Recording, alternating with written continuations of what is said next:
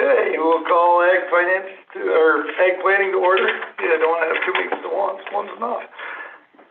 First thing is accept the minutes of the December 22nd meeting. So moved by James Griffith, second by Jay Skelly. All in favor say aye. Opposed? Carried. Okay, the first thing up is the HVADC year-end report with Todd Erling. Good afternoon, Todd. Good afternoon. How is everybody doing today? Very good, thank you. Good. So happy to just roll right into this. I appreciate we all have a lot going on, but it's actually really great to see a bunch of your faces, even though it's on the screen. And I'm very much looking forward to being able to do this in person, even if it's later on this year. My wife's a teacher. She just received the vaccine over the weekend. And I think we're all moving into a situation where we can actually get together and do this. So looking forward to it. But in the meantime, here we are virtually.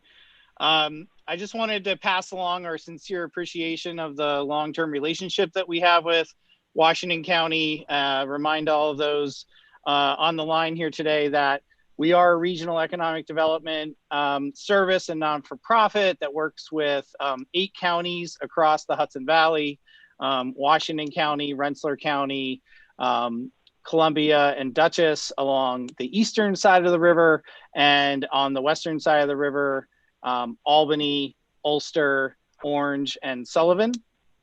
I also wanted to just take a moment to say we really appreciate the opportunity to work with Washington County because there are a significant number of resources that we were able to take advantage of in 2020 and will be taking advantage of in 2021 that are unique because of the regional relationships. The Northern Border Regional Commission and the Grown and Certified program will be 2 examples of that I highlight later on in my presentation.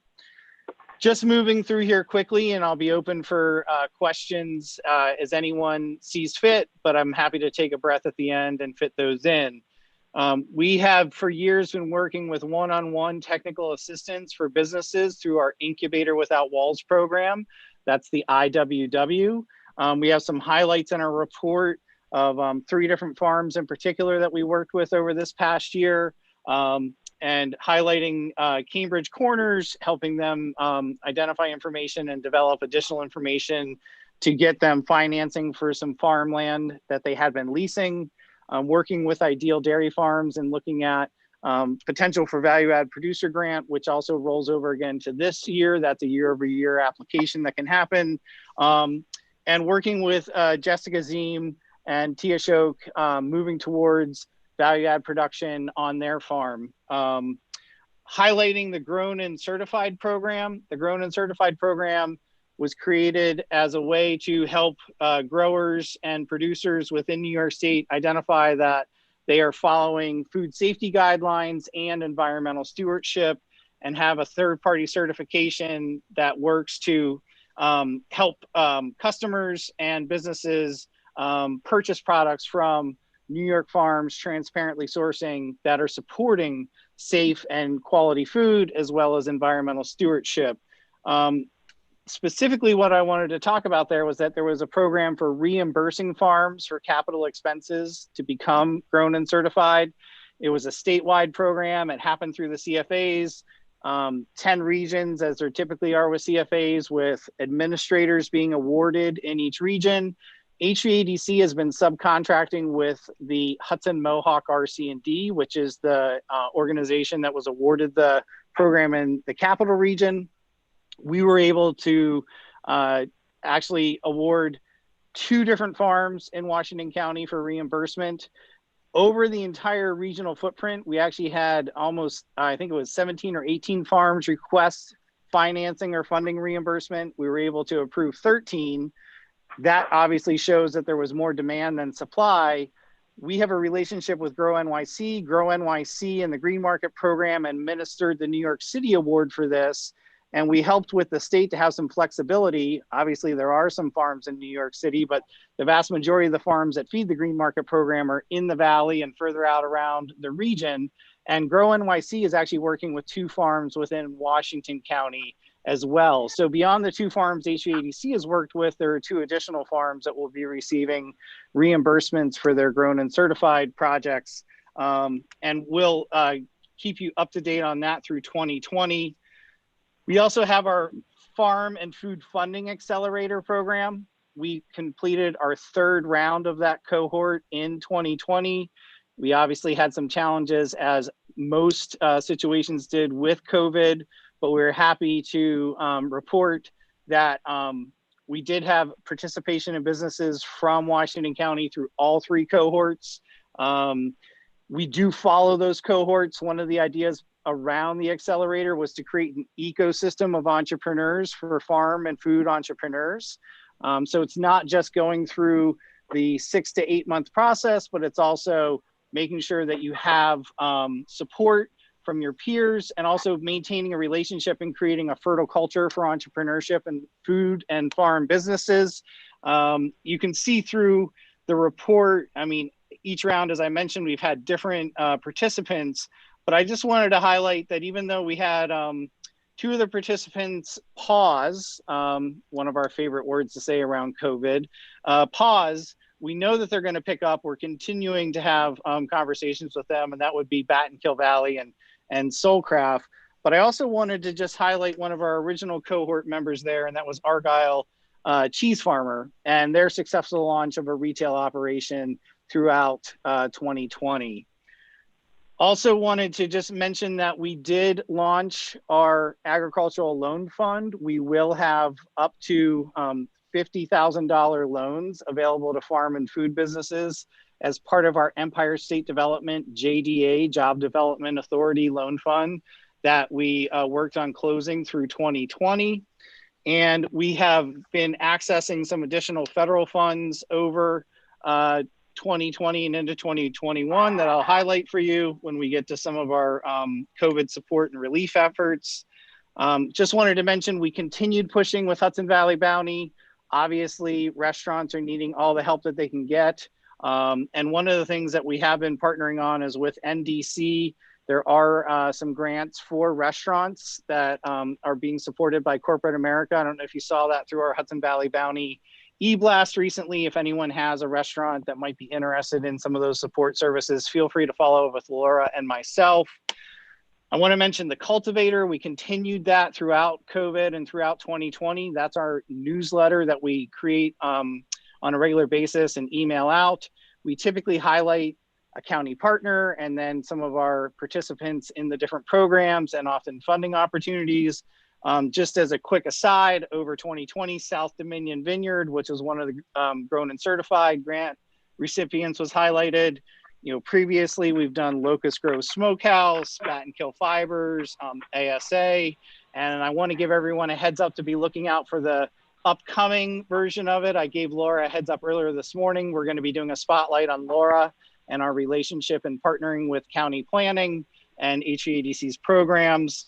And then I just want to tie things up with some big picture things. HVADC worked very hard to make sure that farm and food businesses had access to CARES Act and other federal COVID programs.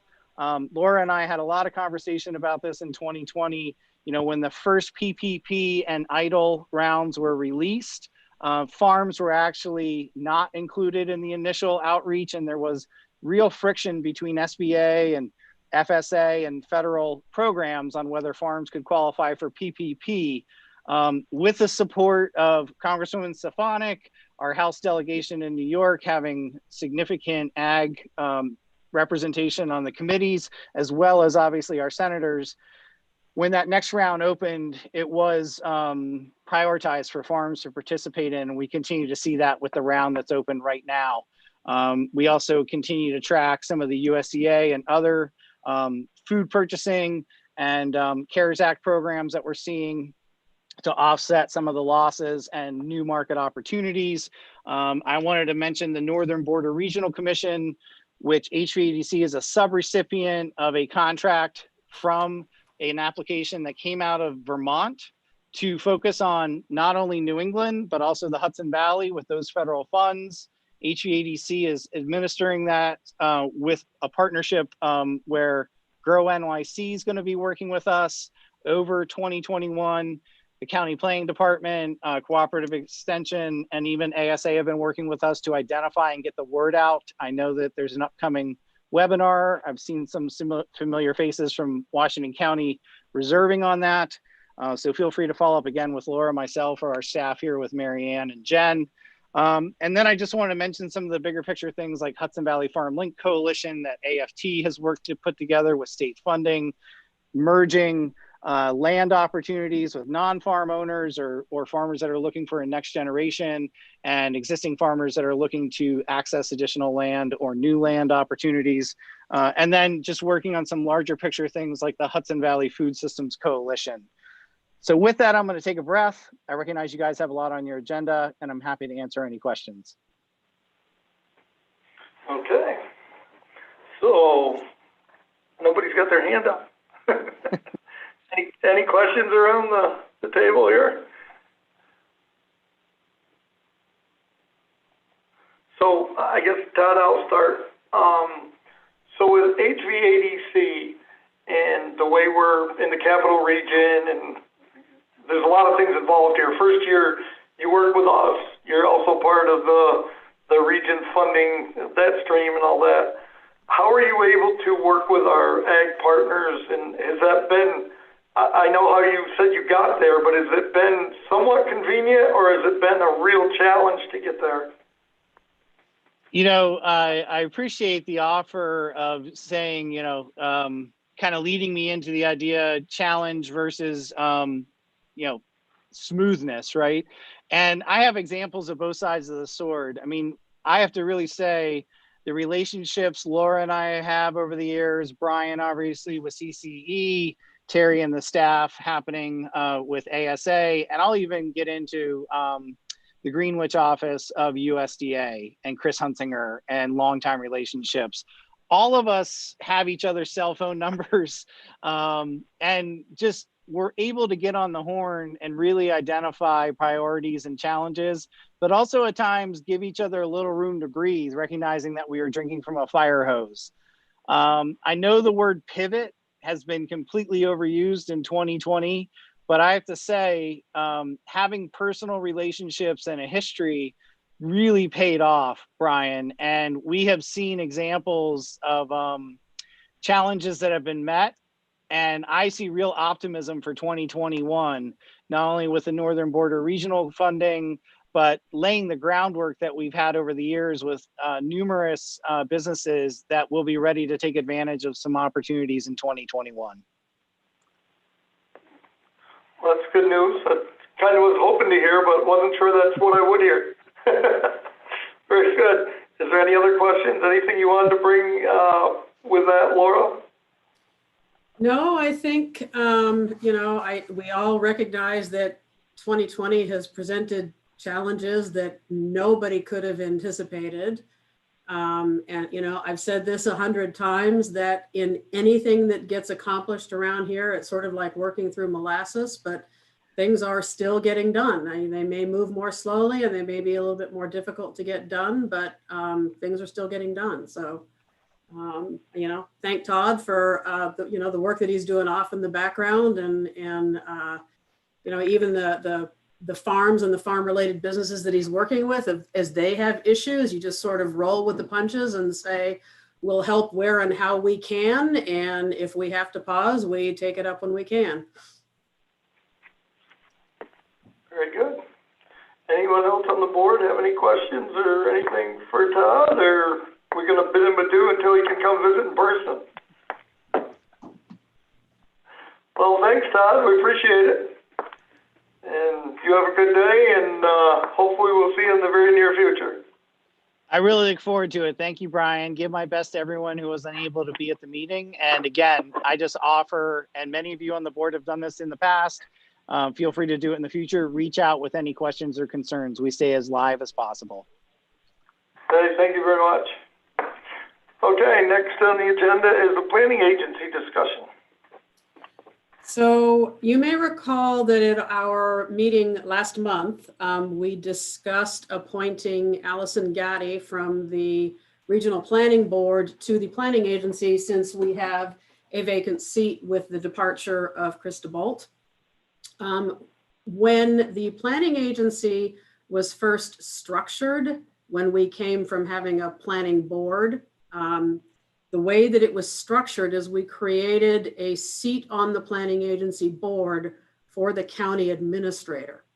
So that basically means we can't appoint Allison because of the way we structured the planning agency without changing the structure of the planning agency. So the request is that that we change the structure of the agency to, instead of including a member called the county administrator, that we, however the board chooses to do it, but it can be a member to be appointed on a 2 or a 3-year term, or whatever the case might be, to be appointed by the committee. And so if we make that change, we can then go on to appoint Allison to that seat. But we have to change the makeup of the planning agency in order to do that. Okay, so this would go to the full board from here, I believe. Yes. Okay, so I just need a motion to move it to the full board. I got Matt Hicks, Dana Hogan, or did you have a question, Dana? Okay. Bob Henke, anyone else? Was there a reason to have the county administrator on that planning board? Yeah, I think Laura will answer this, but I believe it was just because of his planning background. I think she told us that before. But... Yeah, that's correct. It was simply because Chris happened to have extensive planning background, and it's just, instead of appointing him by name, it was created by title. So Chris wrote the resolution. That's why it happened that way. Okay, so you know where we're moving? Yeah. Okay. Okay, Dana Hogan, did you have something, or are you good? I'm good. That was the question I had. Thanks, Bob. Okay, all in favor say aye. Opposed? Okay, so that'll move to the full board. You'll see that. Big board meeting. Very good. Okay. Okay, local solid waste management plan discussion. Right. So we went over, if you recall, the draft of the solid waste management plan at committee.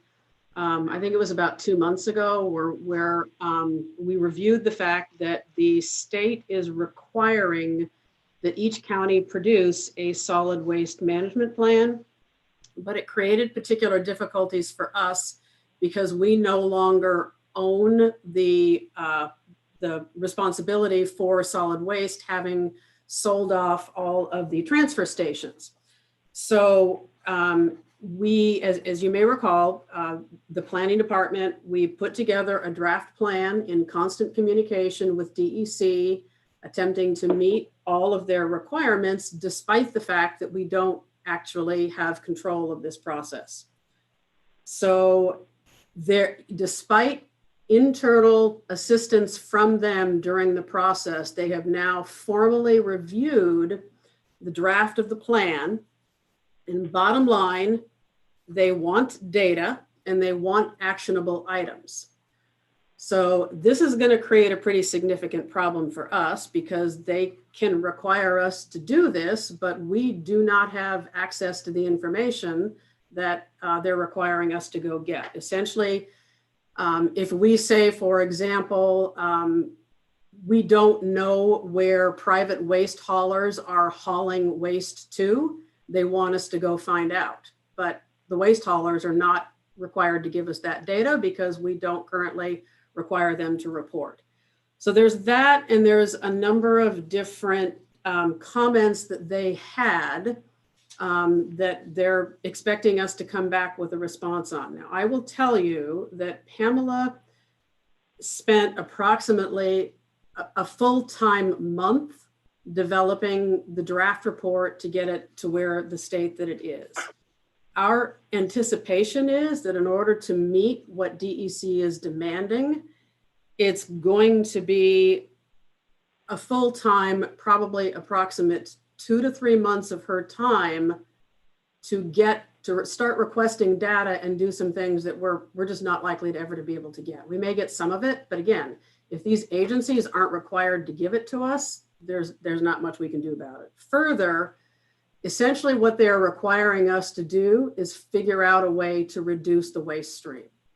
So we A, don't have control over getting the data, and B, without an ownership along that waste stream, it's going to be somewhat difficult for us to come up with ideas to mandate reduction of the waste stream. So, I bring this to the board because the state is requiring this of us. We have a couple of potential options. I can have Pamela go back to work on this. This is a 10-year plan, but they require, and Pamela, correct me if I'm wrong, they require updates every 2 years. So essentially they're saying we can take a couple of years and do this a little bit at a time. My concern, of course, is at the end of 2 years, things will have changed and they'll ask us to start over. I don't know how well that's going to go. The alternative is perhaps to see if we can hire a consultant or somebody that might have a better ability to access some of this data. We've looked, there currently isn't any funding to do that.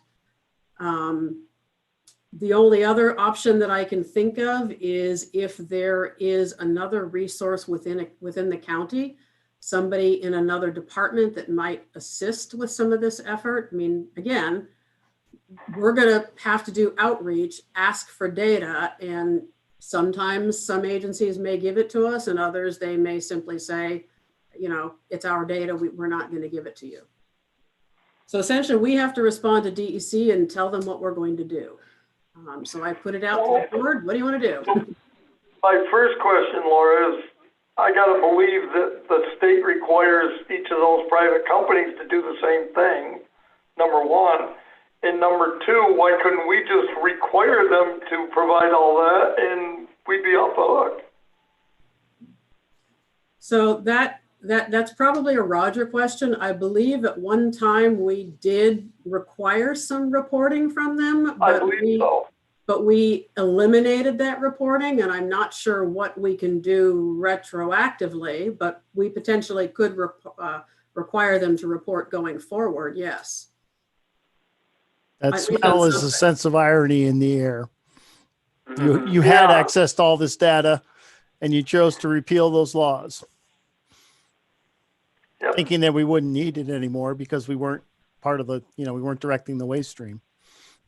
Don't you believe, Roger, though, if they're asking for it from the county, they're also asking for that from the private sector? I don't know if they're asking for the level of detail that they're asking us for, quite frankly, because I'm not in that business. I know they have to report where it goes and things like that, but we were much more granular than that. We were down to the number of trucks. We were down to, where it was going, because it was all part of flow control, as you can recall those two horrible words from our past. So if that's the level of granularity they're looking for, we could reinstate the laws. But again, we are going to have the same problems we had before that, which was somebody's got to chase and enforce our local laws as well. And that takes people and bodies and effort as well. Neither way is cheap. Max. Might I suggest that we have Mr. Henke talk to the state regarding this unfunded mandate at DEC? It may be a very brief set of words that he could use to let them know how we feel about it. And I got bold once and we get bold again. Yeah. And second of all, crazy idea.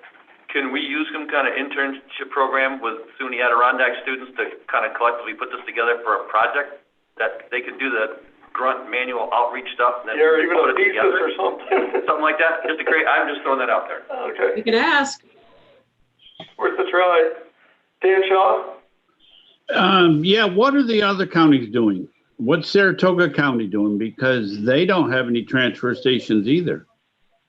I mean, different towns do different things, and there's a lot of private operation going on in Saratoga County. I'm just wondering how other counties are handling this, because it's got to be the same request with every county. So yes, each county is required to have an adopted solid waste management plan. Right. And there are several of them out there that have been adopted and approved. Pamela, I don't know if you can answer this. I haven't looked at Saratoga County's plan. I don't know how many of the other counties' plans we have reviewed. I believe we are one of very few counties in the state that no longer control the transfer stations. Do you know, Pamela? Yes, you're correct, Laura. we're one of the unique situations where we no longer take care of solid waste within the county at the county level. And as far as reading Saratoga Plan, it was a while ago, but I can actually look it up and while we're sitting here. Because they had a transfer station in Northumberland and they sold it. And I'm not aware of any other one. Some of the towns have their own setups. I'm thinking we're not unique.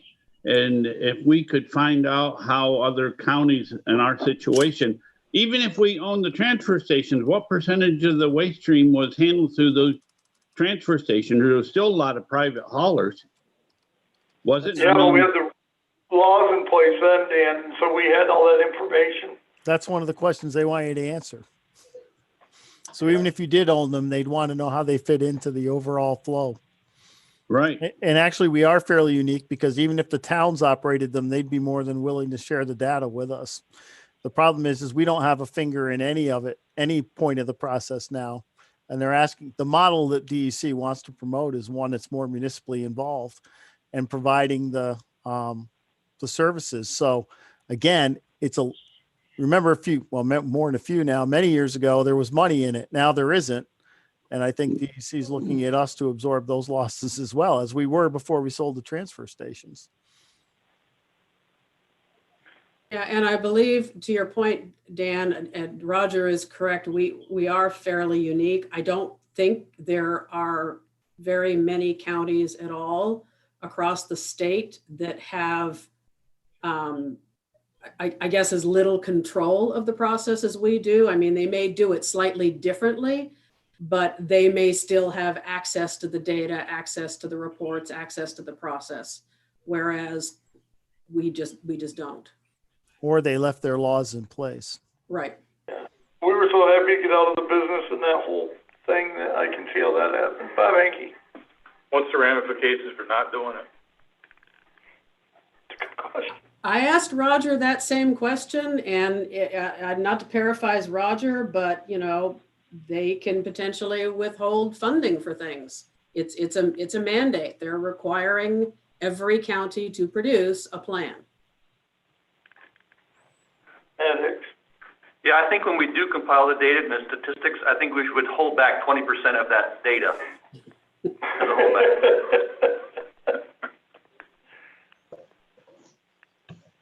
So, I mean, again, my question to the board is, I can try and see if there's funding out there, but if we in the planning department have sole responsibility for doing this, it is going to occupy a significant amount of Pamela's time over, I think DEC would probably give us a couple of years to work on this. But again, my concern on that is what happens if at the end of a couple of years, they say, oh, this data is 2 years old. You're now required to update your plan at a 2-year level. In any case, I mean, the estimate, if we were to start today, do all of this outreach, it's probably 2 to 3 months worth of full-time work. And we are never going to get all of the data that they're requiring because these companies are not required to give it to us right now. Okay.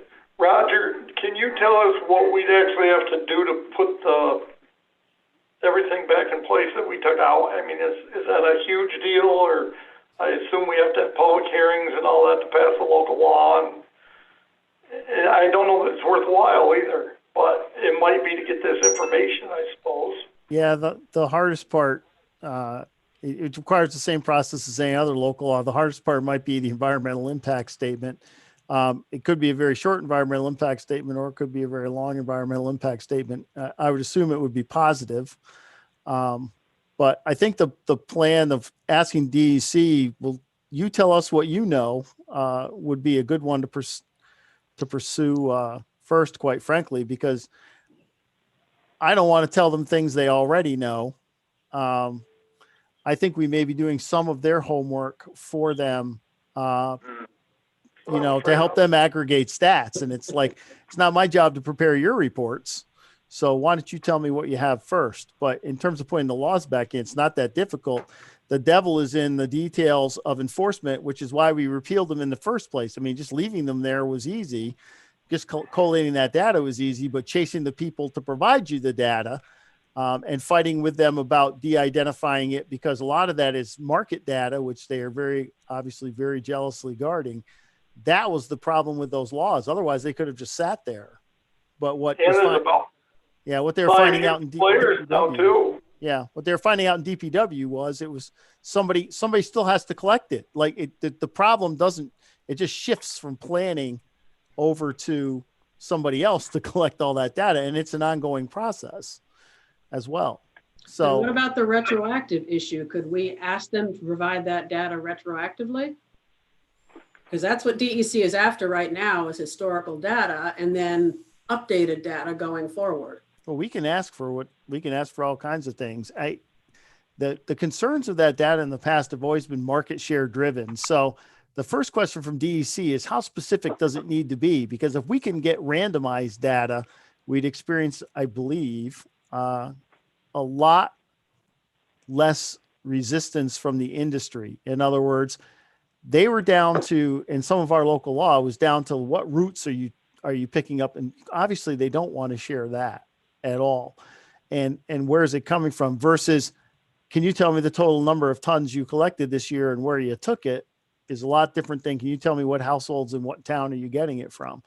So I think the thing from DEC is to narrow them down to exactly what they're looking for. Because if they're looking for that level of specificity, that's going to be a lot different enforcement mechanism than, hey, can you just send me a report so we can file it with DEC? That's probably, or maybe, a report they're already filing. That's why I think talking with them first and seeing what they know, and then drilling down to what exactly do you want to know? I mean, they would take anything we would send them.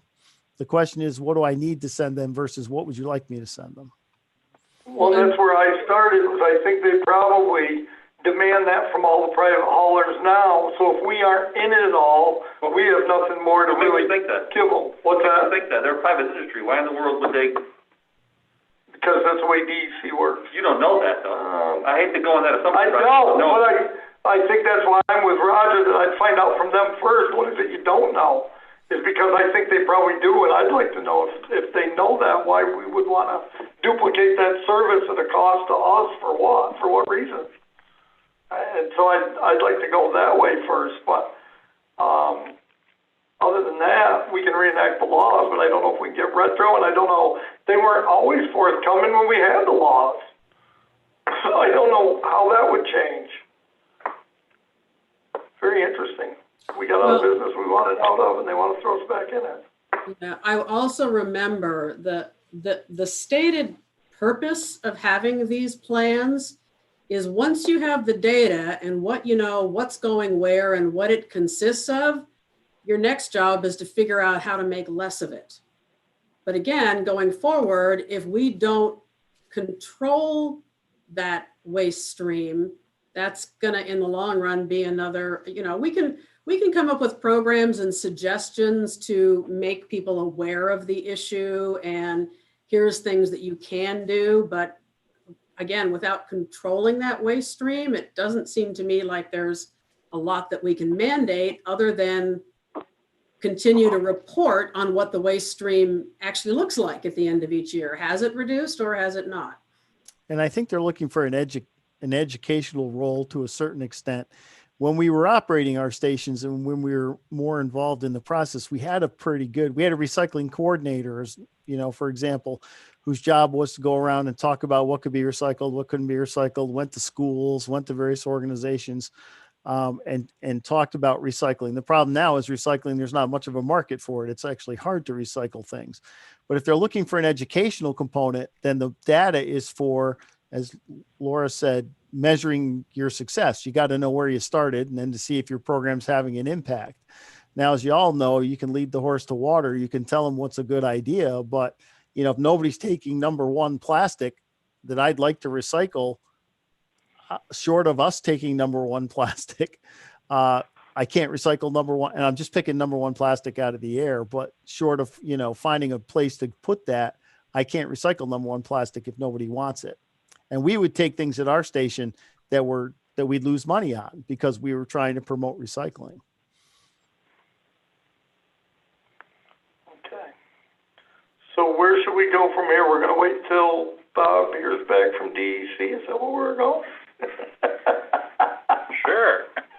I think we gotta investigate a little more before we decide if we just wanna reenact laws. Guess that's where I'm at. Matt? Well, the point to reenact laws is, Lord just made the point, we get the laws back up. We spend a whole lot of time, effort, and money to compile this data. We submit the report, and we're all set and make them happy, and then they come back and say, okay, you need to figure out a way to reduce the stream 20%.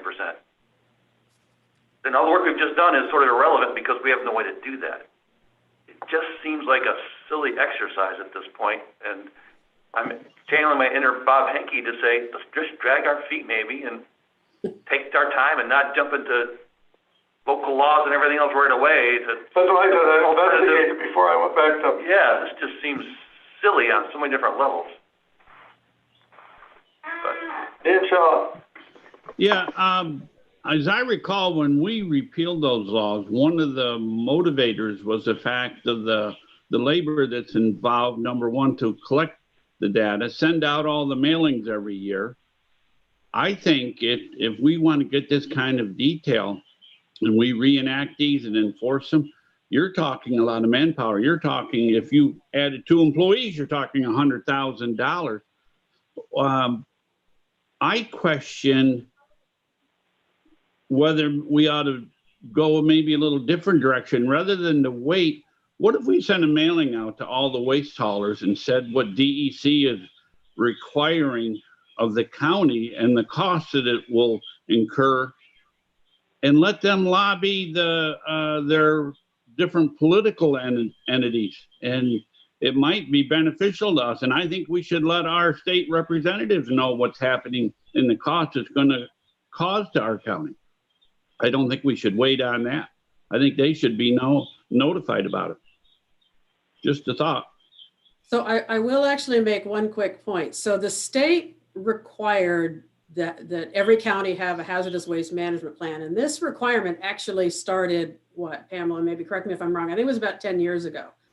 So 10 years ago, we created a draft plan that the state rejected. They didn't, this was when we still owned the data and had it, but the state still didn't accept the plan. So back in 2018, they came back, it was 2011. Okay, so they came back and said, guess what? Your plan was never officially accepted by DEC, and now things have changed, so you pretty much have to start all over again. So, and that was like late 2018, early 2019 something. So it ended up on my desk. We started redoing, based on all of the new rules, the new draft of the plan, which has since been rejected. So to date, we have never had an accepted county waste management plan, where there are counties out there that are on their second or third iteration. So we might be better off. And before this would have come under solid waste, which would have been under DPW. Yes. Wasn't even ag planning. So it got here by default, must be. Somehow it landed on my desk. I'm really not sure how, but it did. We partner Someone with was her. doing you a favor. Matt? Well, maybe Dan's point's well taken. Our first thing we should do is reach out to Simpson and Steck and Warner and Jordan and Ashby right now as a county and say, hey, this is nonsense. We can't collect this data. We then would have, even if we ever could, we still can't implement what you're going to want. Can we, you guys talk to DEC and say what's going on? Beyond doing that, I'm not sure we really do anything. Does DEC already have all the information? They may have. And then why are you asking us to reinvent the wheel? I guess that's where I'd like to see if we can find that part out between now and our next meeting. But other than that, I don't really want to touch it either. So Clary. Or do we ask for information from other industries or does the county oversee other small businesses and ask for what they do? No. No. So why this? Because it's a state mandate. So it's just by virtue of the title, Solid Waste Management Plan, and it is an attempt for the state to regulate through the counties. They want us involved, except when, it came to things like flow control. And then it was like, well, the state's preempted, like where it can go. The state is, in my opinion, issued or shown an intention to preempt in the case of solid waste management. But again, this is a case of we can push things down to the counties to do our data, do our planning, and then operate within the larger regulatory framework of DEC. It makes no sense for Warren and Washington counties to be right next door to each other and to have two different solid waste management plans, right? That's why you see a lot of these things going to regional authorities, which are made up of a couple different organizations. But it's an attempt for the state to have us do the planning, and it's going to require more people because it's another duty we'd have to take on. So it's going to require more expenditure on our part, no matter how we do it, if we're going to do it. So the nose is under the tent flap. The camels, we can see the camel. Go ahead, Pam. I can go ahead. Yeah. I was just thinking, this comes out of the state's own plan, which is the Zero Waste Management Plan, which is the overarching, let's get waste down as low. 0% waste is actually a misnomer. It's never zero, but it's just sort of a blanket to say, let's reduce waste as much as possible by a certain date. So that's kind of like the underpinning of it. But I made a point, the exercise wasn't completely useless because it kind of shows clearly where the gaps of information are for the state, and to the point that they want us to get involved. I made note as part of just a mild analysis that actually it would be more effective coming at the municipal level with the grassroots people kind of working on this issue and having it umbrellaed from the top where you can't put the resources into it, because that's where the passion would come. Anyway, it was just that makes sense. Yeah. So where do our local people come in here? Because like you take Ace Karting as a place in Fort Ann, I'm sure that's not just Washington County waste. I'm sure they have waste from the whole region. Where do our recyclers come in that are in Argyle and Fort Edward? I'm sure their recycling's from all over too. I mean, that's come out of the solid waste, I guess, when it's being recycled. But some of it ends up going back because there's no other place to go. So how does that all fit in the plan? Does anyone know? Yeah, no, well, I could say that by looking and studying this, it's a complex equation because you have haulers that are hauling to the transfer station, haulers that are not, and hauling to wheelabrator, which is called the direct haul. And you have like waste coming into the county from like Border Patrol or other counties. And you also have businesses that are profiting on making recycled waste products of different sorts. The most easy low-hanging fruit is like the composting, like the tamarick, which is composting animal bodies.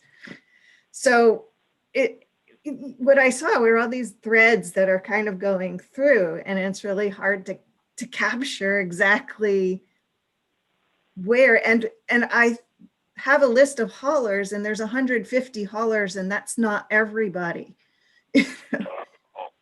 There's 80 organization businesses and direct waste management companies.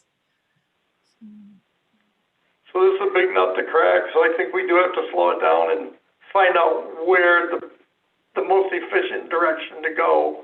You kind of have to accomplish it, because if Laura's right and they say, you know what, you no longer qualify for any grant funding because you don't have the waste management plan, that changes everything too.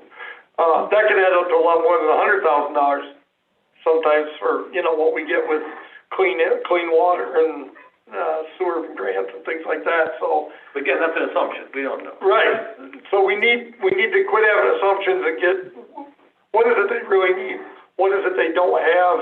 And do we have the capability to ever provide it? I think those are where we gotta go from here, but I don't know if that helped you, Laura, at all. I would say that generally, as long as DEC is satisfied that we are attempting to address the problem, you know, we may not have gotten the data, we may not have written the report, but we're trying to figure out how to do it, that, you know, they will remain at least somewhat satisfied that we're doing our best to, you know, to do what they're asking us to do. I don't see it, unless we want to go hire somebody to do this. I don't see it happening in a short amount of time. Okay. Well, if we can end that discussion, a little segue off that, I'll take Bob Henke first. Well, I was just looking at the Saratoga County one that Pamela sent, and picking up a couple others around the state. I don't see a single one in there that's not done by a consultant. They're all an engineering firm doing all of them. Correct. That's right. Barton LeJeune is done. There's nothing I can find that's done in-house. At what cost? Do we know that? Well, I don't know that. No, but Laura might. Any idea what costs they're paying for those reports? Just based on a typical price for a typical engineering company to do planning along those lines, I would say 35 to 50-ish. Wow. Right for a grant. Yeah. Okay. You know, and that can be our response to DEC, that we're going to try and find funding. Now, I did actually, Bob, review a few of those plans, most of which were written by a consultant, but I didn't see in any one of them where typically if a plan is funded by a state agency, there's an attribution at the beginning of the plan and an acknowledgement that funding was received. I didn't see that acknowledgement in any of them, which tells me that those counties paid for those plans with their general funds. Yeah, that's what it looks like. It's on their own dime. Yep. Because again, we looked for funding and there isn't any currently. It doesn't mean that there won't ultimately, but I couldn't find in any existing plans any acknowledgement of what funding agency funded them. There isn't any currently. So, you know, if we hire an engineering company to do this, we can look for funding, but it may not be available. I would suspect it wouldn't be. Recycling is really not sexy anymore because there's no money in it. So I suspect there probably isn't any grant funding for it either. So my question was going to be that the transfer stations were closed down. Do we have an update as to who bought which ones and when they're all going back online, or maybe they are by now? I just don't know. Pleasant Falls is open today. Pleasant Falls. The gates were open. Jackson was open over the weekend. Okay. Do we know, they said they were all different owners. Is that true, Laura, or do you know? I don't know. Okay. So far as I know, Earth Waste and Metal owns them all. They just sold them off. Oh, did they? I didn't catch that. Yeah. So the one at Kingsbury has already changed their operation. It's now all co-mingled with the recycling. You just bring it in, throw it into a big vat. So, I don't know. I just didn't know if we had an update. Dan Shaw? Yeah, you know, $35,000 to $50,000 for the cost of a consultant. As everyone knows, I'm a bit of a conservative about spending money on consultants, but if they guarantee they could get this plan through, that actually is the cheapest way out of this without us passing any laws or hiring more people. And sometimes it takes a consultant like that has been around the loop and knows what DEC wants, can get it done. If we could do that and get a plan accepted by DEC for that kind of a cost, that's cheap for what we just discussed and what the potential of cost could be. Just a thought. Well, that's a possibility, but that might not suffice in the long run, and we might need to enact our laws for them to get the information. So that's why we have to kind of look at this a little bit before we go any further, I believe. Well, no, isn't that just doing it? If you suggest checking with a consultant and see if they would be able to do that for 35 to 50,000, So my and guarantee suggestion, that it gets done. yeah, I can reach out to a number of different consultants and get an estimate, because 35 to 50 is my throw it up in the air guess. I don't really know that that's what it's going to cost, but I can reach out and try and get a few different quotes so that I can come back with a more solid ballpark on what it would cost. And that would be no cost to get those quotes, right? I mean, that's Correct. just a little bit of time. That, to me, that would be a step that we could take without getting ourselves boxed into a corner. Chase Kelly. I wouldn't have a problem with that, Dan, if the consultant could write up a proposal that was simple and accepted by DEC. They may write up one that says we need a whole new department to manage this and handle it and keep track of it. Then DEC will say, okay, that's good. Now Washington County, go for it. So, yeah. I think you could talk to the consultant beforehand and say, that's what we don't want. I mean, we should be able to give some parameters. You know, this reminds me of when I operated the hydros. We had to do a fish study in DEC and Fish and Wildlife wanted it done. So we had to hire a consultant. It cost $50,000. The consultant bought fish out of a pond, dumped it in the sluiceway, drove them through the racks of the and the bypass of the hydro, and they put nets on the end of everything. The rocks tore the holes in the bottom of the nets, and they counted the scales of the fish that were still stuck to the nets and wrote up a 25-page report, and they were all happy with it. DEC said good, they were happy. Fish and Wildlife said good, they were happy. It didn't mean anything. And sometimes you just got to spend the money, have a consultant write up what they want so they can put something in their file. I'm just hoping that we don't have to hire employees and create a department, because you're talking hundreds of thousands of dollars. I agree, but boy, that doesn't sound too conservative in my book, spending 35 for a useless report. Go ahead. Well, maybe Laura can reach out to A, consultants who have done this before, so they know what DEC wants, and Right. B, Saratoga and Warren County consultants who have done this for those counties, because probably most of their haulers are going back and forth across the county lines, and they may have some of that information already.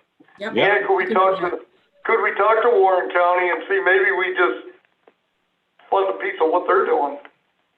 If they're hiring a consultant for 50,000, maybe for an extra 20, they do ours too. I mean, I don't know. But there's got to be another way to correct this knot. But either way, they might, even for them to do it, they might have to have us enact the laws to get Whatever the information. And that would be a disaster. Well, We got a plan. that's where we're at. Okay. Next. I Jim, think Mr. Griffith. Go ahead, James. We've thrown Warren and Saratoga County out there. Can we make sure we include Rensselaer County in that, as we're in the southern part of the county? There's probably some similarities there too. Thanks. Good point. Okay, broadband service location identification discussion.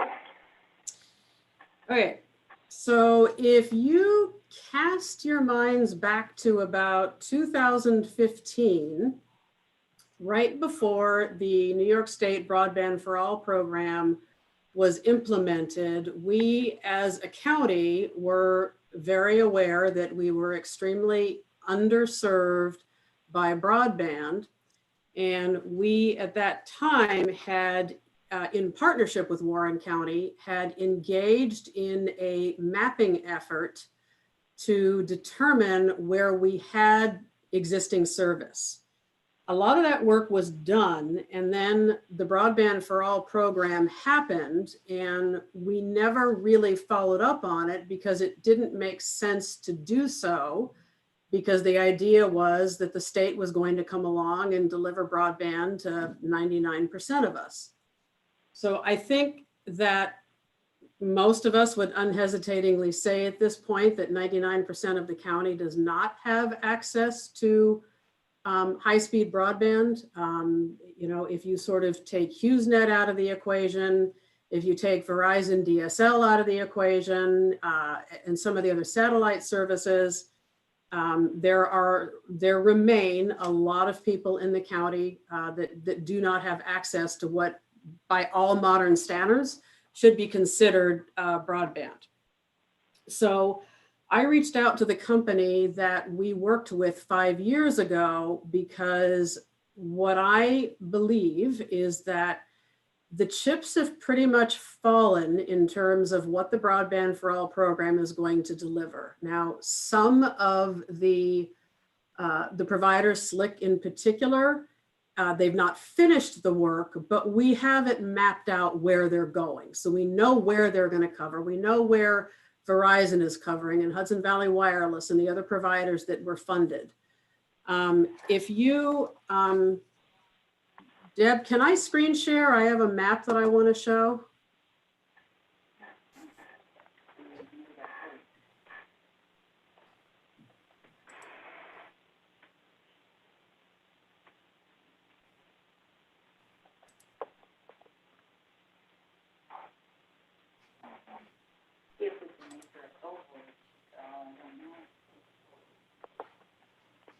We're trying. Okay.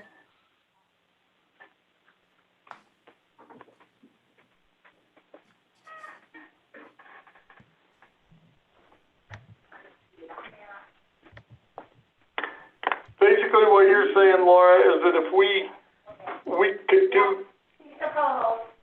Okay, you can share.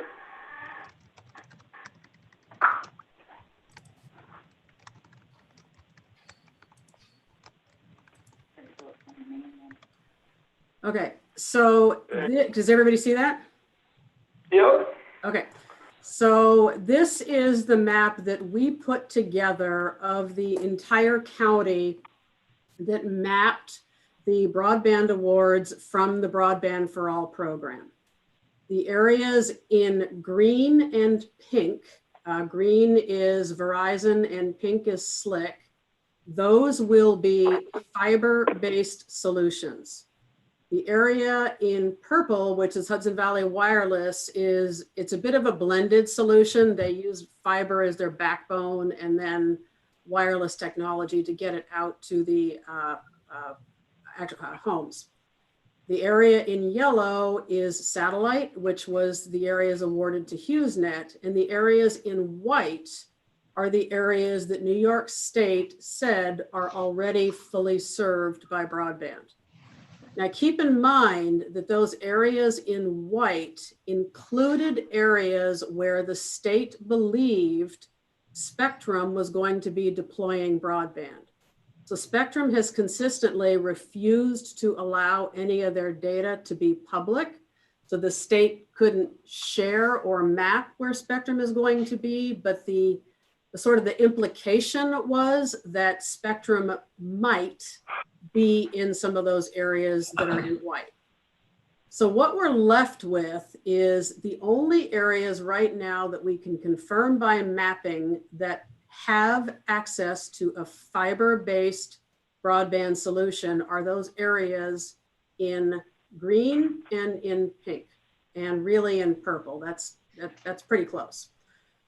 So I reached out to ECC Technologies, who are the company that we used 5 years ago to do some of the preliminary mapping. It turns out that we are not the only county in the state that has had this issue. And they have received a number of requests to do something similar. Essentially, what I'm trying to find out is, we know there's fiber where there's pink and green. Where there is white and yellow, there might or might not be fiber. It would basically likely to be a spectrum service. So basically I got a proposal from ECC Technologies that would be a sort of a threefold process. In order to try and figure out where we really have fiber and really don't, they would send a crew out to literally drive up and down roads, check every pole, and on the poles are tags, color-coded tags, that show you what equipment is on the poles. We actually, you may recall, did this at the same time we did this initial mapping, but we did it for wireless. We did it for cell phone. We had a cell phone company drive around, stick equipment out their car window, and figure out where we had cell service and where we didn't. So this is a similar endeavor.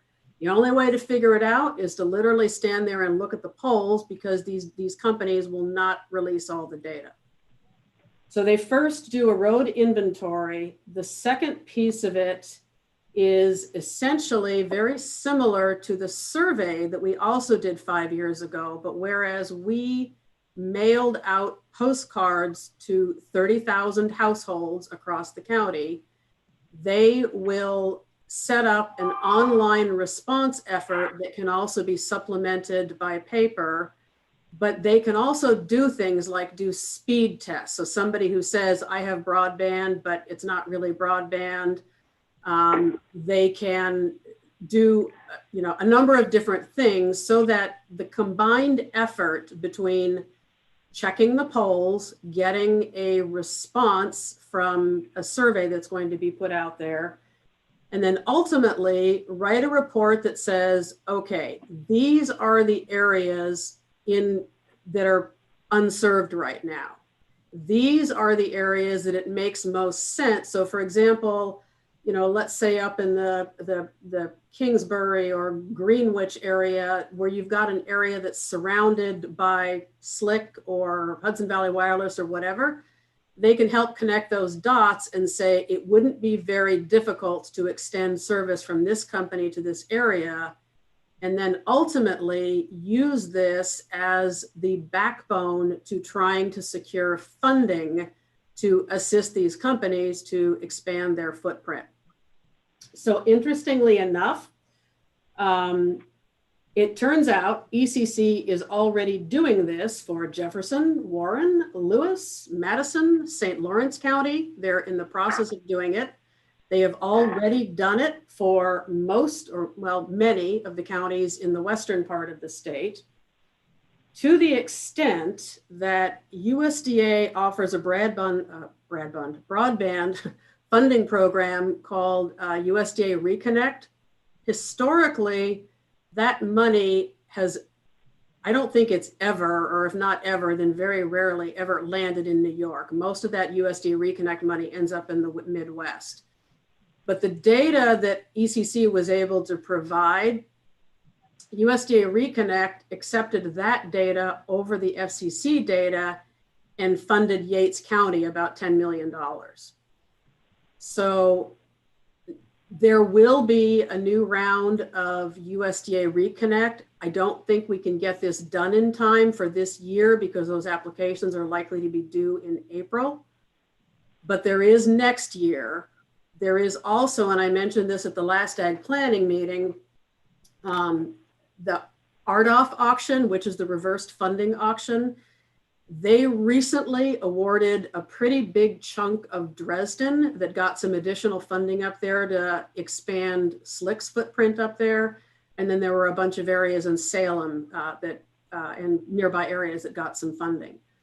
So there is going to be $11.2 billion in RDOF funding nationwide that should be coming out this summer. We could potentially use that to partner with some of the providers to apply for that.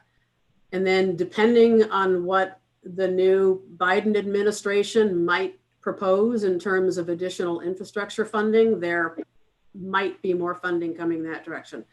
But the point is that until we can prove our case where we really have service and we really don't, it's going to be hard to be competitive looking for funding. So ECC originally proposed a total of about $35,000 to do the inventory, the surveying, and all of the reports. In going back and forth with them, we have it down to about $30,000. And the Lake George, Lake Champlain Regional Planning Board has some CARES funding that they can apply to this. So they have offered $15,000 in funding. So it would mean that in order to accomplish this as a county, we would have to come up with $15,000 to do this effort. So I put it out there. I believe that it's important to do this sooner rather than later. It would be possible to wait and try and find additional funding. But if we do that, we might or might not lose the $15,000 that the Regional Planning Board can set aside. And it might or might not, we might or might not be able to find funding. I believe it's an important effort. So I put it out to the committee and the board for opinion. Do it. Yeah, go ahead, James. Brian, this has been an issue since COVID started, and before that, I think we move forward with it, and you know, I motion that we let Laura pursue this. Second it. Okay. Back to the discussion, Laura. What percentage do you feel the county has in high-speed internet or not in high-speed internet, whichever way you want to go? So the tricky part is spectrum. I actually have had a couple of conversations with them in the past. Spectrum has offered, if I sign a non-disclosure agreement, to tell us where they, you may recall going back to the agreement with FCC, they proposed 144,000 new connections. So they would give us that data as to where the 144,000 new connections, if any of those are in Washington County, they'd give me the data and I would at least know where they're not based on that data. The problem is that doesn't include where they had infrastructure before the promise to increase New York passings by 144,000. So I had a conversation with Spectrum today. They understand what we're interested in doing. They're having discussions about what data they might or might not be able to release to us. So the best guess that I have is based on a fiber solution. I'm, you know, and guessing where I think Spectrum is, I'm gonna say maybe once Slick is finished, maybe 70% of the county, maybe. We'll have internet. We'll have high-speed internet. So for example, I have Verizon DSL. Verizon reports to the FCC that that's high-speed internet. I cannot stream. I cannot deal with large data files. It's not the same as Verizon fiber. So the way the state defines high-speed internet is 25 megabytes per second or faster. So basically you're saying with the completion of phase 3 totally, we might be at 70%. That's a guesstimate, but yeah, I would say it's nowhere near 99%. Okay, again, I was gonna say the state is going to tell you that HughesNet is providing adequate broadband speeds. In that estimate, I am discounting HughesNet because I don't believe it's an adequate solution. It's interesting to note that the FCC does not consider satellite as broadband. They only consider fiber solutions. And, you know, so if you take that out, you really have all that yellow area supposedly covered by HughesNet.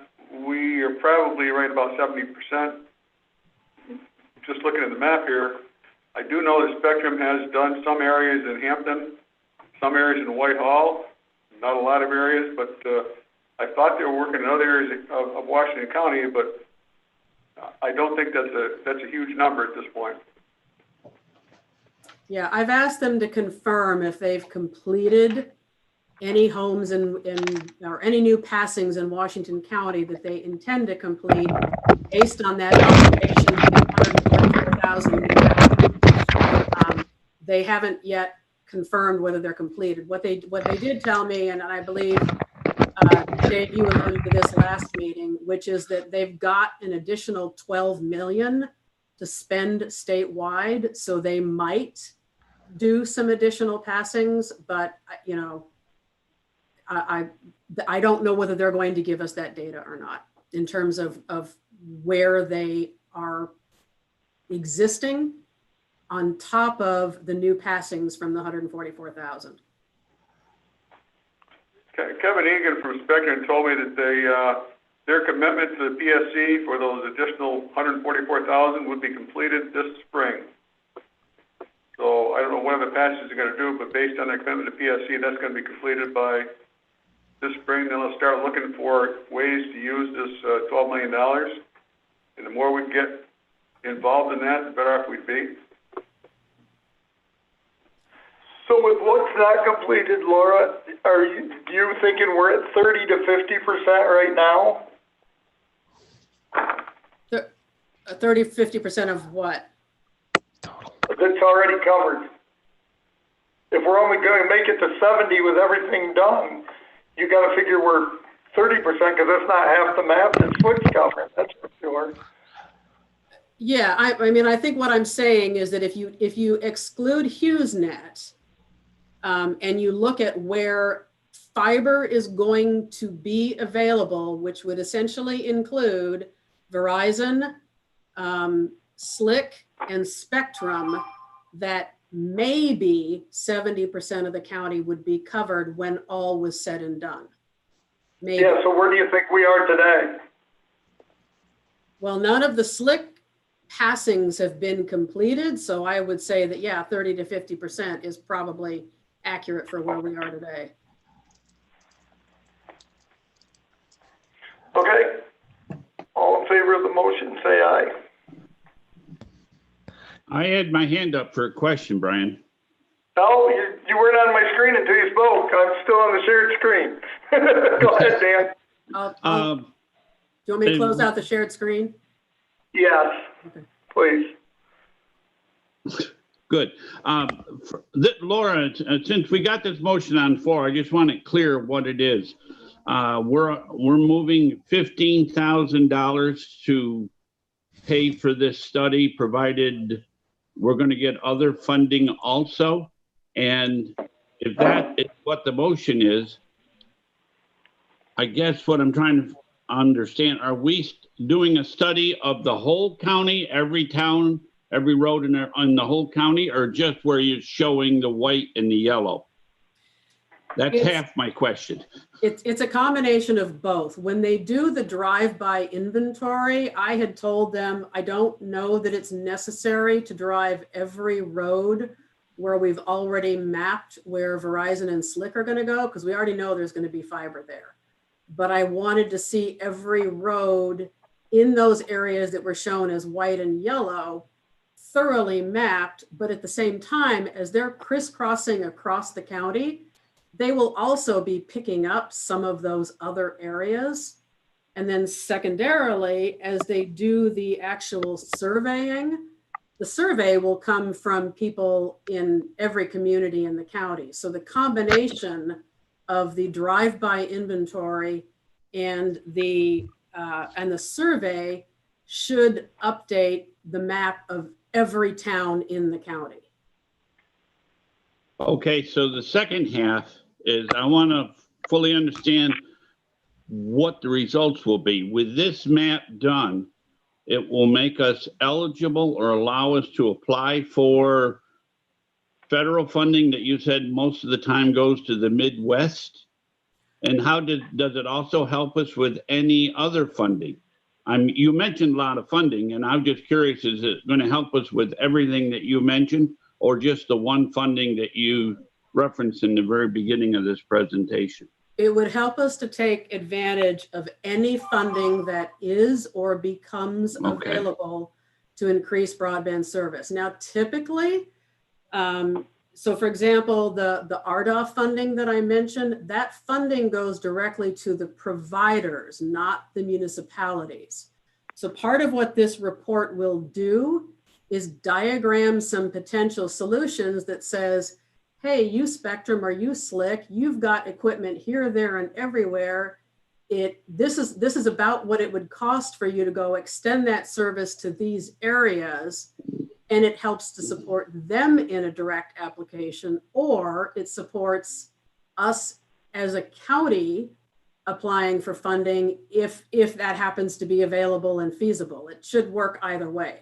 Bottom line, it proves, or it should prove, where we need to get additional service and find a way to get it there. Okay, thank you. That helps me. Brian, I guess my question is, this motion, are we just sending it to finance to come up with the funding for it, or Yeah, is it coming out of the budget somewhere else? well, they have to come out of the budget somewhere, but we'd have to send it to finance. Okay, good. Thank you.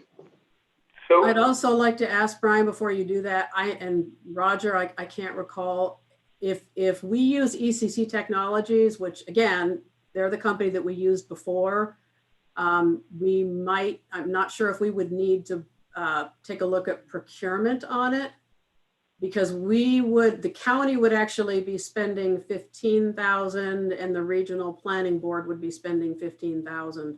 So we might need to address that as well. There's a provision for a waiver Okay. in the policy. If you think these people have the expertise you need, there is a waiver provision. I'm not fully familiar with it, but we just recently used it. Yep. Sewer district, maybe, was that the last time we used it? seems like it. Yeah, there is a waiver provision. Okay. So, Laura, have the schools reached out to you? I know Salem School reached out to me to find out about mapping as to if we knew whether there were services or not services. Are they trying to do the same thing? They haven't reached out to me, so I don't know. Should I have them do that, Laura? Sure. Okay, thank you.